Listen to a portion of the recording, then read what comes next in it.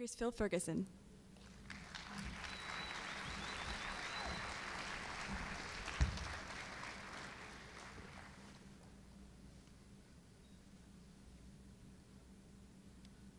Hello. Ooh, it works. How y'all doing? That was pretty good. Let's try again. Good morning. Yeah. We are going to have some fun today, so I hope you are all ready. Just a little personal notes. I bought a house yesterday. Bad news, now I own two. So a little later, we are going to have some fun, so I'm just making sure everything is here. I had a little fun experience 2 days ago, I guess, on my drive through Missouri. We're in this town called Rolla. Have you ever heard of it? Nice place. I was listening to Christian radio because I was feeling kind of sleepy, and they pissed me off, and I can't sleep when I'm pissed. Just ask my wife. She'll tell you.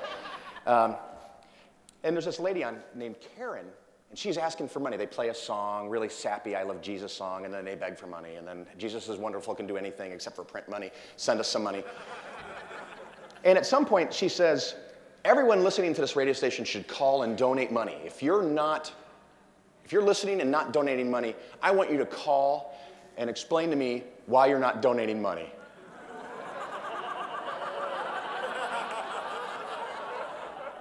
Challenge accepted. So I called, and the person answered the phone and said, are you calling to make a donation? And I said, no, Karen asked me to call. They seemed a little confused, but they fetched Karen for me. And Karen comes on the phone, and she says, can I help you? And I said, you asked me to call you. And I was waiting for her to say something like, oh, a gift from God. But I explained that I wasn't donating money, and she asked me to call. She said, well, why not? And I said, well, I'm an atheist. Really? And I said, matter of fact, I'm driving to Springfield, Missouri, where 1,500, mostly, I know a couple of you may not be, but we'll work on that, 1,500 atheists are going to be at attendance for a convention called Skepticon. Really?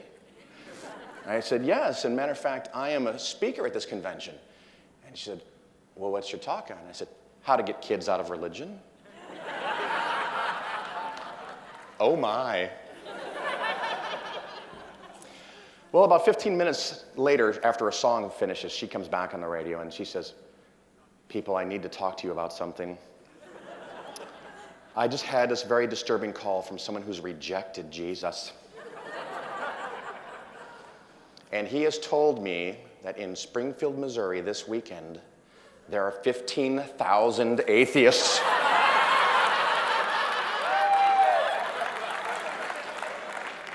And I thought to myself, I did not say 15,000. I know I said 1,500. She was off by a factor of 10, but I thought, Christian, factor of 10, that's pretty fucking accurate. And I just realized I didn't plug in my little controller, so I'm going to roam a little bit. While I'm doing that, since this is Sunday morning, we are going to have communion. And I have two ushers that have agreed to help me. If they can please come to the altar here. And right in the center, gentlemen. We got to be balanced in the eyes of the Lord. That's just kind of how it works. Not my rules, sorry. And we'll get that here in a second. What we have for you is we have Mentos for 1,000. So they are going to pass out Mentos. This is going to be your holy sacrament. If you want to imagine that it turns into a piece of an ancient dead man, just for memory's sakes, go for it. Go forth. Thank you, gentlemen. Something. Okay. And then instead of wine,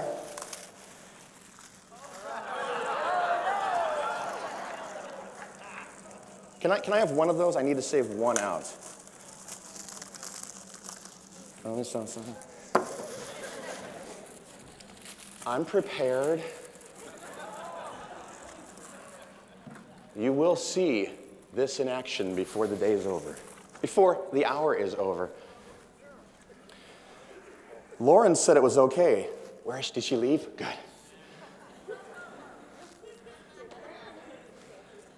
It's good. Trust me.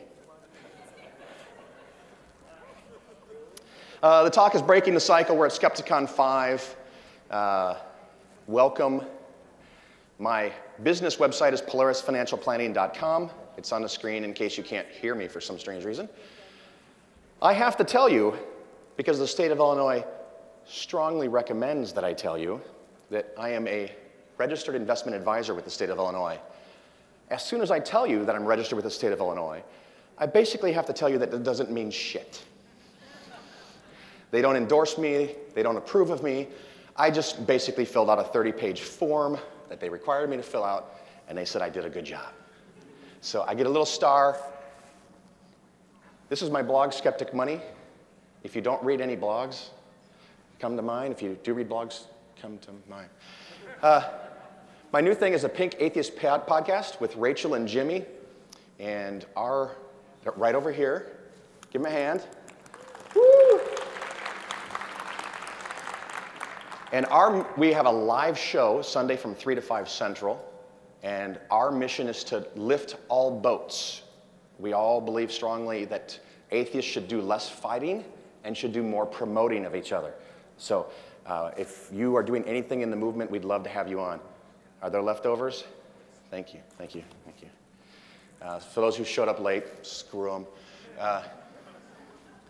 One of my big things is it's great that you come to conventions, and I'm so delighted that you made it at 9:30. Thank you very much. But you need to go out and do something. Call people like Karen on the Christian radio station. Rattle her cage a little bit. I swear after she got done telling the story, I was waiting for her to break down and start crying because she was nervous, shaken.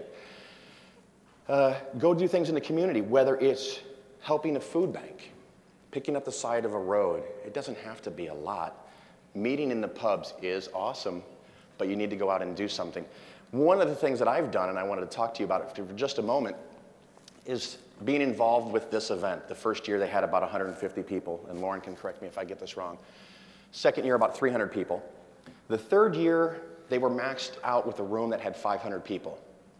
JT put out a call and said, we need help. The problem is people come and donate money, but we need the money in advance to get this beautiful place for Skepticon 3.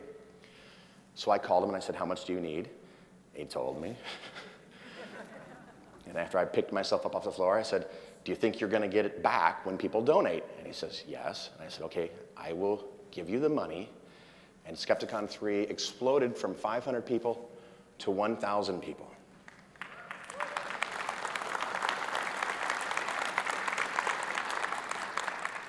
And to this day still, I consider that one of the best investments I've ever made in my life.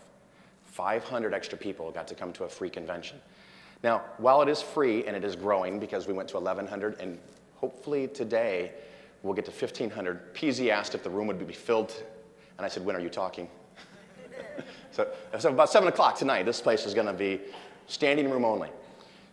It is free, but we need your money. And this is something that the Christians are kicking our ass doing, asking for money. So if you have no money and you just barely made it here with the gas in your tank, it's all good. But if you have some money, and I know some of you do, share a little. This convention might have cost you $400 or $500 if it was somewhere else. $100, a couple $100, 1,000 if you want. Just something to think about. This is my little reminder. Usually when you go to a play or a theater or something like that, they tell you to make sure you pull out your phones and turn them off. I want you to pull out your phones and make sure you turn them on. I want you to go to Twitter if you have a Twitter account. And yes, I do want you to do this right now, so I should see some movement. Pretend like you're doing something. And we are going to try a little social experiment. Instead of having a great big Christian radio station with 18 towers all across Missouri reaching a couple million people, we own the web. So I'm going to suggest and ask you to do a group tweet that we're going to send out all of us at the same time and just blow up the phones of everybody who's not here. So Skepticon 5 has started. and you are missing it. The first speaker is amazing.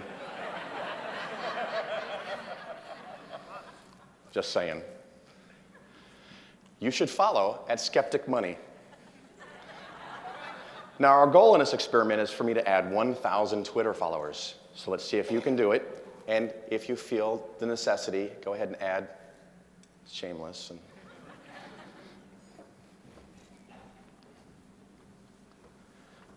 A little bit about my story to give you some perspective from where I'm coming from.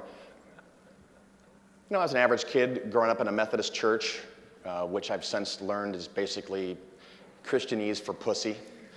I believed in Bigfoot and aliens, and I loved those shows on TV, just like people love the ghost hunter shows today, which I can't wrap my head around. And they taught us about this guy, the Jesus of love, and how wonderful he was. I'm sorry, not this guy, the Jesus of love, buddy Jesus. And he's all good, and the Bible's not literal, and it doesn't really mean what people think it means, and we all go to heaven. Then I ran into this guy.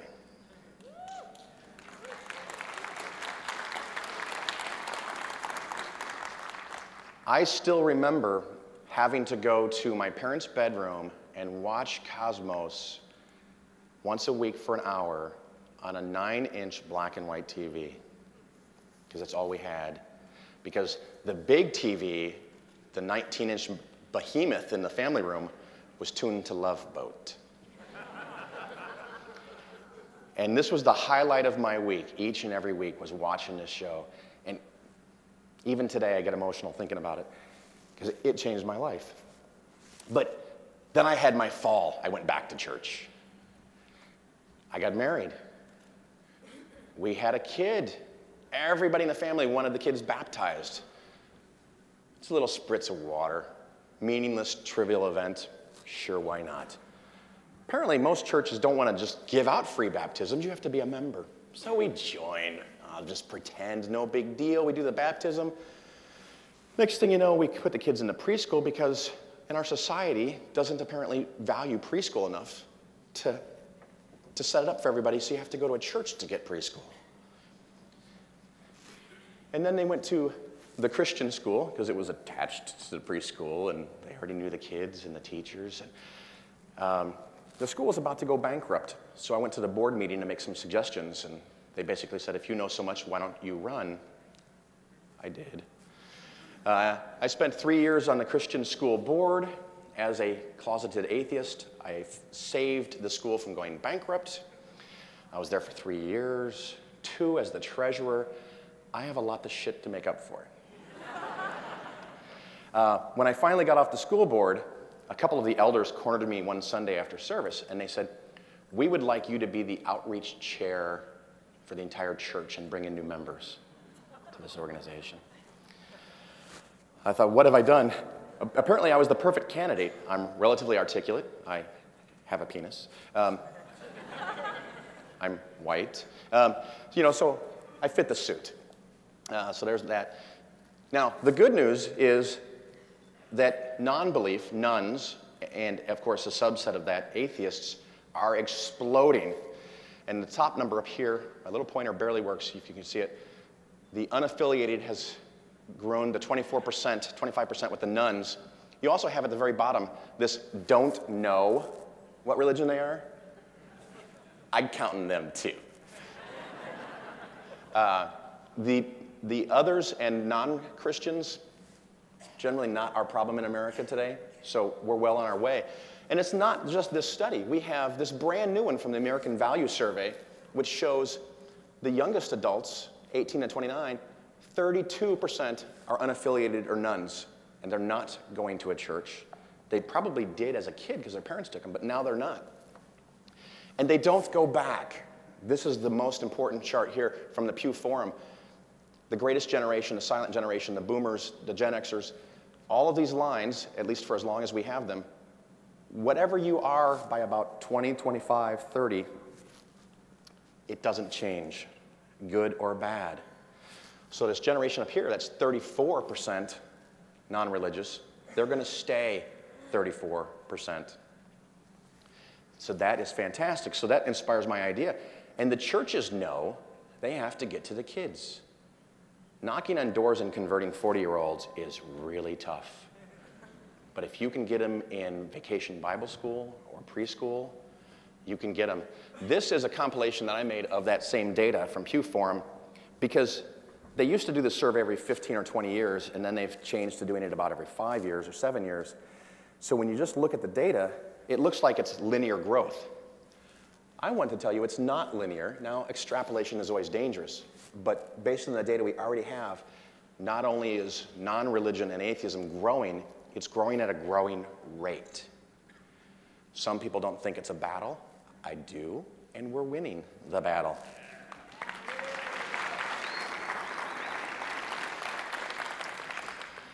I like to have fun with Christians as an example at radio show. So my daughter and I were out eating one time in a Chinese restaurant, and we had fortune cookies at the end, and we thought, why don't religions ever put messages in fortune cookies?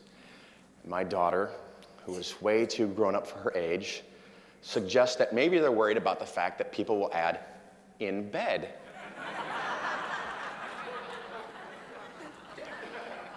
And I thought she was onto something, so on my website, skepticmoney.com, we had a little contest, and I promised to show the winners here today. So when you read these phrases, remember to add in your own head, in bed. So we have, your rod and your staff, they comfort me.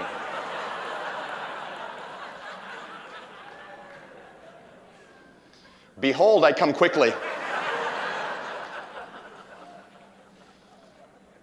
Will a unicorn be willing to serve thee? That one worried me. Jesus wept. And I left off, but I was one of my, runner-ups as, come forth the little children or something, but too Catholic. And the Lord opened the mouth of the ass.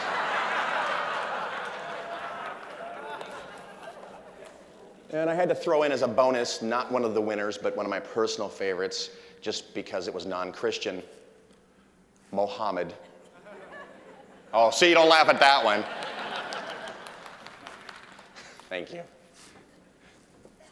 Now we're going to talk about one of the tactics I use when talking to Christians. And like JT, who I adore, is he in here? Oh, I talked good about him, and he's not even here to see it. I love talking to Christians.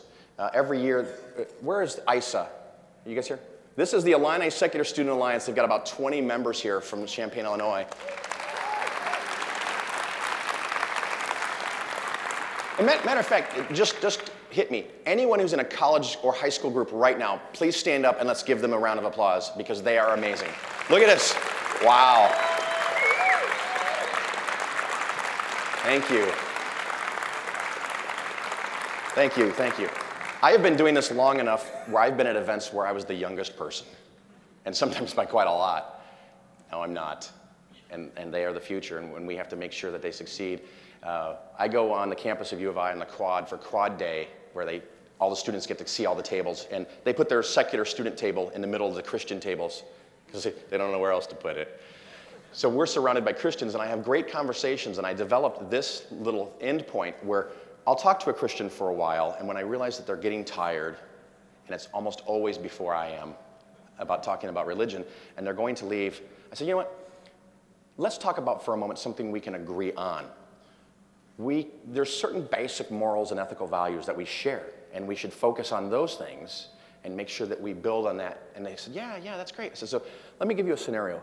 You're in a dark alley, in the middle of a foreign country, you can't speak the language, it's 3 o'clock in the morning, you don't even know how you got there. You're all alone. And you're very concerned and very worried. And out of the darkness comes an ogre. 8 feet 2 inches tall, 450 pounds of muscle except for the beer belly, but ignore that. And he grabs you from behind and lifts you off the ground. And that's with one arm. You are in big, serious trouble, and you can't move. And with his free hand, he puts up to the side of your head a gun. And he leans over to your ear and he whispers, "Do you love me?" And you're in such shock that the ogre explains to you that if you love him, he will make you a cake. And if you don't love him, he's going to shoot you in the head and turn you into a zombie.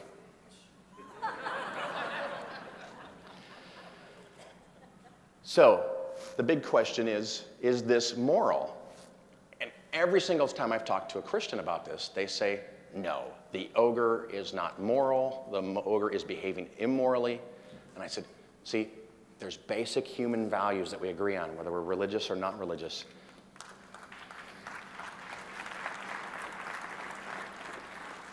Now, some of you may see where this is going, but some of you may not, but the Christians don't.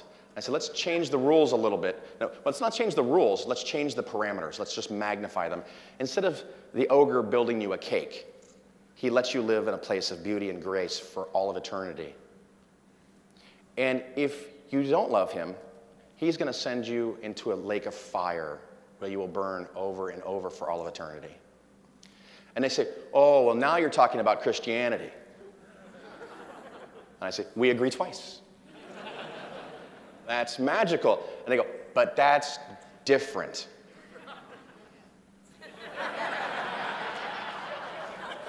I just don't understand. Often at that point, they say something like, I gotta go. And they stumble off. And maybe it's just me being sadistic and poking fun at them or making them try to think. But I'd like to think, and maybe this is just self-delusion, at some point they go, damn, he had a point. Other atheists will tell me that we should just be quiet and stay in our rooms. And I say, we tried that for 1,800 years, and it didn't fucking work. So I'm just saying.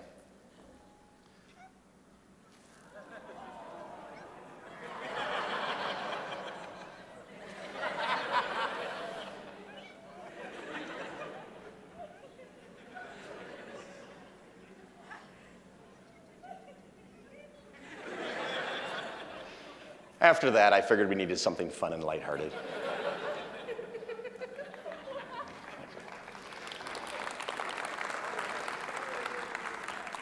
So now we're going to get into a little bit of the meat and potatoes of one of the points I want to make is how you can get to the children. And the first time I gave this talk, I was very concerned because I had never seen anyone do it before. And atheists just 30, 40 years ago were mostly retired people that were free to say what they wanted to say and didn't have to worry about losing their jobs. And now I'm taking it full circle and I'm saying, you got to get to the kids. And I don't mean just your kids. I mean your nieces and nephews, your younger siblings, your neighbors' kids. You have to keep in mind what you can get away with personally without putting your life in jeopardy, or perhaps the child's. I had some neighbor boys come over, and they know me, and they know I'm an atheist. I answer the door with the Richard Dawkins A shirt on. And one of the boys says, oh, you're the atheist, right? He may have never met an atheist knowingly if I hadn't been open. And he said, but atheism is just another religion. And inside, I'm screaming. And I want to grab him and go, you stupid. But instead I said, that's a very thoughtful question. I think I can explain why that's not true if you'll give me a couple minutes. Do you guys want to come inside? Sure, okay. So they came inside, and we sat in my office, and I showed them the Brick Testament Bible. Is Brandon here? He's out there selling books. Go buy some. Oh, I love his work, the Lego Bibles. Can't get enough of it. And I showed them things online. I gave them each a free copy of a Gideon's Bible, because you get one free with each night's stay. I figure I cost the Gideons an extra $1 every time I steal one, take one. So I want you to do things that can help. And one of the first things is Steve Spangler's science. And since we're going to talk about science, I've got to get all science up in here. So it's real science when you got a fucking lab coat. And since I take everything too far, so I'm shedding. Tasty. All right, I need help from Derek Miller. Where is he? Derek, come on up. Derek is the president of the Illini Secular Student Alliance, one of the best student groups out there. And we're going to do a little experiment, and it's to illustrate the Bernoulli principle. And we got to make sure this is ready for you. Anyone ever heard of a diaper genie? Have you ever heard of a diaper? Nope. Don't worry about it. Oh, good. I cleaned it out earlier. It's fine. It's not like I'm going to ask you to put your mouth on it or anything. So what I want you to do is take this open end and get some big breaths and try to fill it.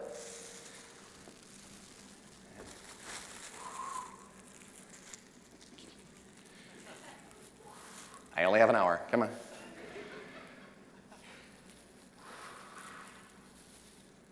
It's kind of limp. All right, that's four. Four. No, I'm going to try now. Okay. We're going to get all the air out so it's fair, so you can let it all out. Yeah, let it all out. All right. Thank you. It's the wig, isn't it? I'm going to try. You ready? Okay.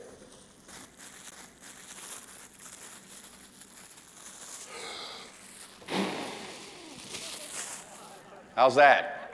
Huh? Thank you, Derek. Give Derek a big hand. He's been very helpful. The first time I showed my kids, my daughter, who's too old for her age, says, "Dad, that's one hell of a condom." I don't know. I'm going to put her in a convent. Other things you can do with Steve Spangler Science, they have this neat kit where you get this little nozzle and some Mentos, and all you got to do is buy your own 2-liter bottle of Coke. But we're going to do that a little later, so don't go anywhere. You've got to keep you in the seats, so you don't want to leave early and rest to your cars to see the football game. Oh, wait, it's 10. Steve Spangler Science also has books put out. They make great things. And matter of fact, often, while they're selling the products for money, they will tell you about neat tricks, like this diaper genie bag that you can go buy at a fraction of the cost. So it's not always about them making money. They really want you to teach science to kids. So I love that website. We had these little beads. And my daughter, a few years ago, she had all the cheerleaders from the school over to the house, and we made friendship bead bracelets. And they made them out of these white beads. So just to make sure you're awake, I'm going to throw them at you. Are you ready? They thought I was joking. Keep your eyes open. Oh, they don't go as far as I was hoping. All right, here we go. Come on. Whoops. Oh, Michael's. We got farther back. Now I got it. Now we got it. All right, am I live? I'm still live, good. So the nice thing about these bracelets is that they're all white beads until they're exposed to sunlight or a black.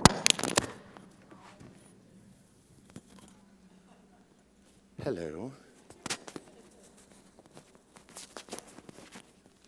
One can't see below their neck. Is that a bad sign? I think it's good. So they make these bracelets, and I tell these young ladies in the cheerleading squad, they're secret bracelets. And only they know the color combinations that they make. And they go down in the basement where there's a black light on, and they make these bracelets. They come upstairs to the house with regular lights. They turn back white. And you go outside, they turn color again.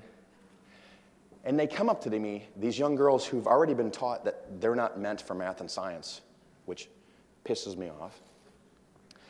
And they say something like, "How does that work?" It's so simple.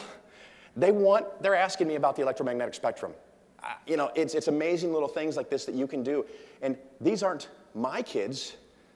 And I'm not turning them into atheists by this little event, but I'm making them think.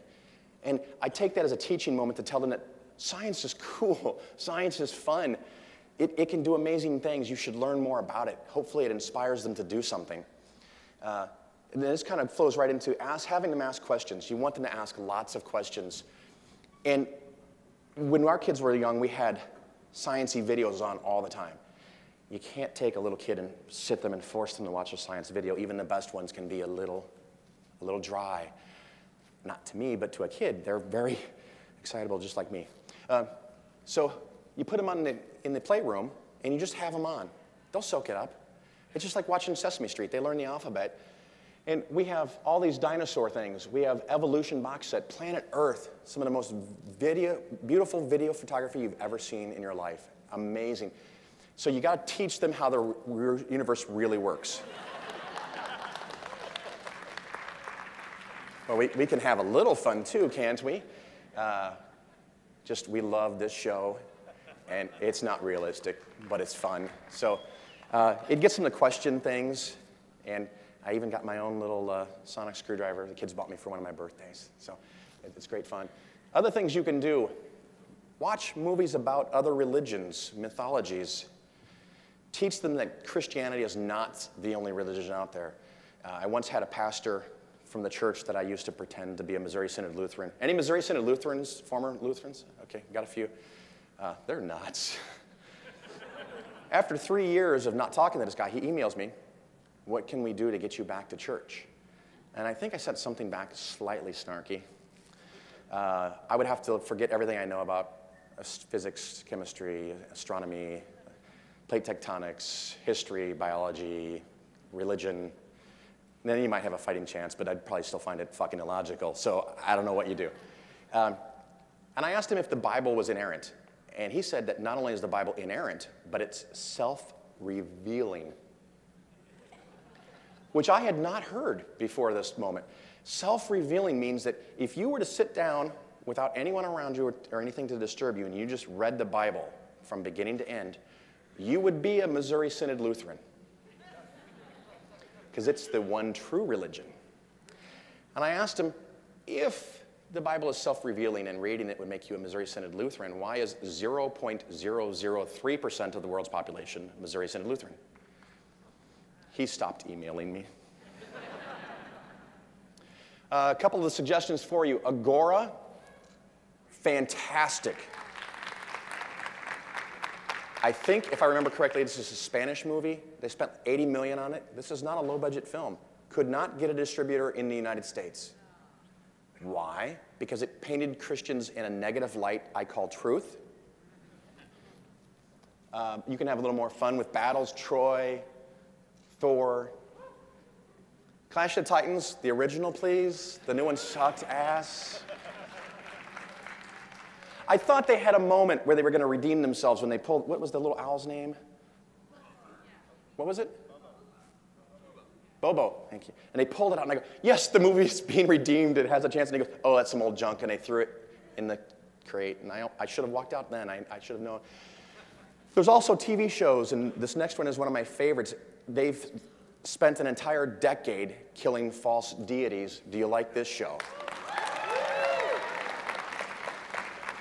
Now, they did not mess around, and some of my nephews, I buy them season 1 as a gift for their birthday when they're about 12 or 13 and they're kind of into sci-fi, hoping that they want season 2, season 3, or if nothing else, they see 10 or 12 episodes, whatever's in a season. Maybe it makes them think. Maybe it doesn't, but it's still a nice gift, I think. Scooby-Doo. Now, I know, and some of you will tell me, because you're atheists and you have to disagree with everything, not all Scooby-Doos are the same. But the old school Scooby-Doo, where it was the janitor or the guy who ran the amusement park ride, it was never really a ghost. And they used comedy and levity and a few Scooby snacks to prove that it always was something explainable. And everything that happens in our world is explainable, but at that moment you may not have the information to explain it. That doesn't mean you can insert your random bullshit answer and just accept it. So it's a beautiful lesson to teach the kids. Books. There are some books out here today. And my favorite, of course, I said already, the Legos. You got to be a little careful. They did take out the pornography, which really kind of bummed me out. But that's free on the internet. But there's plenty of violence. So get yourself a copy. The author is here. You can have him sign it. He didn't pay me to do this. I just love it that much. Here's a couple that I have in my presentation. Evolution by Daniel Loxton. Now, if you've got really hardcore fundy families, you may not be able to get away with giving this as a gift. But if you've got a reasonably rational Christian family, you give this to a child as a gift. It is a gorgeous picture book with text explaining the basic fundamentals of how biology and evolution work. A beautiful, beautiful book. Another simply gorgeous book, The Magic of Reality. I think this book is age appropriate for all. If you have a toddler, you can read sections of this to them as they go to bed. If they're 8 to 12 to 15, they can read it themselves. And if you don't know the basic format, there's 12 or 13 sections, and each section picks a scientific topic like, why do we have day or night? And it discusses 2 or 3 world myths, religions, and then gives you the facts. And Christianity does not hold a special place in this book. I think it's only mentioned 2 or 3 times. So the Christian parent probably won't be bothered by it much, but the child will pick out that, hey, Christianity is just as silly as ancient Aztec religion, just as logical as Roman and Greek mythologies. Letting go of God. Anybody heard this?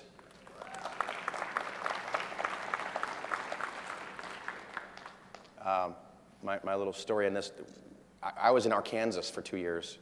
I call it hell for short. And my wife and kids came down for 1 school year because I was only there 2 years temporarily. And when this came out, I bought my copy right away. And it came from Amazon in a box, and I opened it up. And my wife, who was a Missouri Synod Lutheran still, not anymore, but at the time, saw this and said, "You're not going to play that for the kids, are you? Because religion has a special place. It can't be discussed. It can't be attacked." No, I wouldn't. Never. I would not just for me. I wouldn't do it. Well, the first time me and the kids were in the car alone for 2 hours. Oopsie, it's all I had. So we listened to it, and I didn't make a big deal out of it. It's just what was on. Daddy wants to listen to this, and they were, 8 or 10 or 12 at the time. And I didn't think much of it. And a few weeks later, we were driving through the backwoods of Missouri for some strange reason, and we drove by this place called Fred's Furniture. And for those of you who have seen this or heard this, there's a part where Julia Sweeney talks about where they made God more personable by calling him Fred. And they would say things like, "Fred is love! Fred is love!" So we drive by Fred's Furniture Store, and my kids in unison start saying, "Fred's is love! Fred's is love!" And I'm driving, and my wife goes, "What is that all about?" And my son, the truthful son of a gun, Dad had us listen to this thing by Julia Sweeney a couple of days ago, and it had this thing where God is love, but they said Fred. I'm driving, honey. I could go into a ditch. Don't tempt me. I found out from my son a couple years later, he told me that he had serious questions and doubts about Christianity, but when this 2-hour monologue finished, he knew it was a lie. You never know what's going to be that final straw. It's a beautiful, funny, touching, heartfelt story. And for my son, it was the final straw that made it the end of religion. So I can never thank Julia Sweeney enough for that. Let's see what else we got here. Magic tricks. Oh, I gotta have myself. Magic tricks. I love magic tricks, and there's quite a few magicians here. Yeah, lots of them. I know Matt Dillahunting was doing a little experiment with magic last night to see how good he can be versus how drunk he can be. So that was great. I wish I could have stayed up for another hour to see it, but I had to be here for all of you, so thank you for coming early. We got our daughter a little magic wand. I can't remember the proper name of it. It's a paddle stick with little beads on it, anyone who does magic. And we were in a magic shop, and there's an actual magician working behind the counter showing you how it works, and man, it is amazing. You're just like, how do you do that? So we bought her one, and she pulls out the instructions. She runs to her room, and she studies the instructions, and she comes down to me, and she goes, I can't figure out how to make it work. She thought there was some kind of physical mechanism, some way to manipulate it to make it do what it looked like it was doing. And I read the instructions, and I was like, oh, I'm so embarrassed. I should have known that myself, how it worked. And so I showed her, and she's like, it's just a trick. Throws it down on the table, walks away. So I said, well, can I have it? And she goes, sure, I don't want it. So when her friends would come over, I'd practiced, and I would show them the trick, and they were amazed. How did you do that? How did you do that? And she's like, how can they fall for that? How can they not see how it works? And I go, honey, you didn't see how it worked until you saw how it worked. Can I have it back? So for a while, she showed her friends that, and it was great fun. YouTube videos. You know, if you have the younger generation in particular, very video intensive. They love images, they love pictures, they love videos. Share them a funny little video. It doesn't have to be one that hits them over the head to start with, but something that'll get them to think and use your own judgment based on what you know of yourself and what you know of the young adult or the child that you're trying to get to. Thinking Atheist, fantastic high quality studio stuff. Love Seth's work. Aaron Ra, and I didn't put this in because he was going to be here, but I love Aaron's stuff. Is he here yet this morning? He's still sleeping off from last night, too. Dark Matter 2525 does more cartoony style. Very, very fun stuff. Mr. Deity. I have had Christian friends watch this and just laugh their butts off. And they don't get it, but they're still hearing the message. It's fantastic. Atheist Experience, Matt, who was doing the magic tricks last night. A couple of hours every Sunday or so, just explaining Christianity to Christians. This is great, great fun. Blogs, there's so many of them, but all you need to know about is Skeptic Money.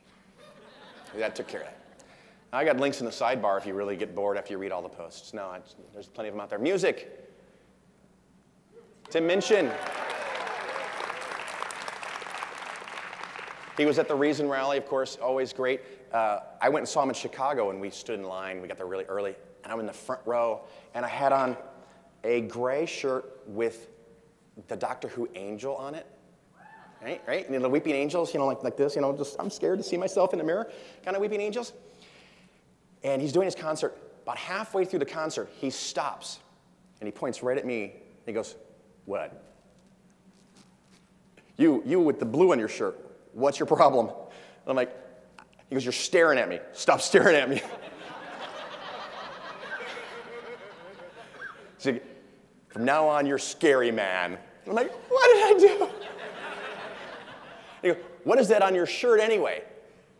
And so I'm trying to think, how do I explain this? I said, it's an angel. And he goes, that explains it. Nobody else knew it was a weeping angel from Doctor Who. They just heard angels, and he eviscerated me. It was great. I thank him for that moment. Shelley Siegel. The voice of an angel. She is fantastic. We had here last night, George Robb. Did a great job. And if you don't know Roy Zimmerman, you should learn him. He does more political stuff, but still religion. Very, very clever and witty, just like George Robb's. Matter of fact, all four of them, just brilliant. Mentos, you ready?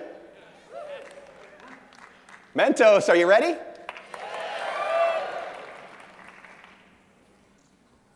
See, Lauren thought I would actually do it on the stage. I mean, the Mentos thing. We could do it outside.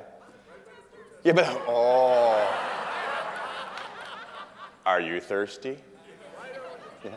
Well, I walked in, and the first guy gave me $1 million. Did you guys get your $1 million?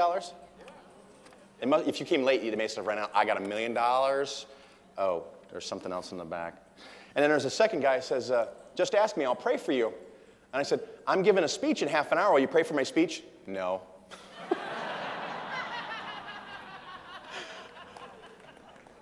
Guess I'm fucked. I'm going to hell. So you get the idea on that. That's good fun. And if the kids have never seen that, it opens up those questions. How does that work? What makes that happen? And you can actually get the Mythbusters episode where they do that, and they built this special nozzle where they got it like 35 feet or something, a custom-built nozzle. Just great fun and experiment with chemistry. Optical illusions. A friend of mine, really kind of sad in a way, but not for him so much, but his mom was Jehovah's Witness, and I think there was 5 siblings in his family, him and 4 brothers and sisters. All 4 of his brothers and sisters joined Jehovah's Witness, and then realized that it was crap. Their mother will not talk to them. She will not open their letters. She will not recognize them if she sees them on the street. She will not acknowledge their existence forever. He became an atheist before he joined Jehovah's Witness and never joined. She talks to him all the time because there's still hope for him. Her 4 other children had the truth and walked away from it. The only logical explanation for that is that they're possessed by evil spirits. And she doesn't want to risk being possessed by an evil spirit, so she can't communicate with them. Anyway, I get off the side. So one of the things that got him into this, which made me think of the story, is he loved optical illusions, and he made a point of showing them to people that things aren't always what they seem. Another way to get young adults, children to think. So I have this picture of a famous actress, and beautiful as always until you change the picture just a little. Did you catch that? Let's go back.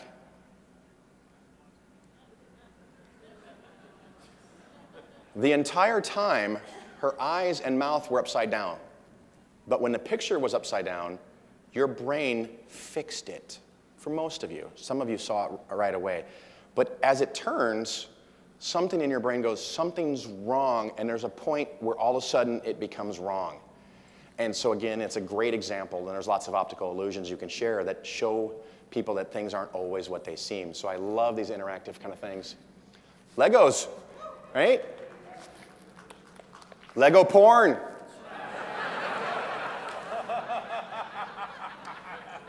Sadly, to get Brandon to get his books published, I talked to him yesterday, he had to take out the porn, so I have some for you here. This guy on the ground is drunk Lot. Sodom and Gomorrah, remember that? Wife turned to a pillar of salt, or as Julia Sweeney would say, the only way to get away from her husband. They went and ran and hid in a cave, and the daughters were just bereft that their father had no children. They were women. They don't count. Bible lesson 1. Women don't count in the Bible. All they're good for is fucking and making babies. And so what do? They get their daddy drunk. The older sister has sex with them. The next day she tells the younger sister, hey, it was a pretty good time. You should try it. So Blondie has a go. And they both bear him heirs. So he has sons now. Yay for Lot. The most moral man in all of Sodom and Gomorrah, the only man worthy of being saved, sleeps with his own kids. Unacceptable today? Perhaps. This is the story of Moses. At some point, you see him in the background there, God. Yahweh. This pointer's not bright enough. He shows up, he's pissed at Moses for some reason. He's going to smite him with a lightning bolt, because that's what gods did back then. And Moses is like, oh no, don't kill me, please. And Zipporah, his wife, says, I know how to protect my husband. She grabs their little boy, rips off his pants, picks up a sharp rock from the ground, and rips the skin off the tip of his dick, and goes and rubs it on Moses' foot. And God goes, well, shucks, I can't kill him now, and he leaves. As JT would say, dear Christian, this is fucked up, right? I was going to ask JT to marry me today.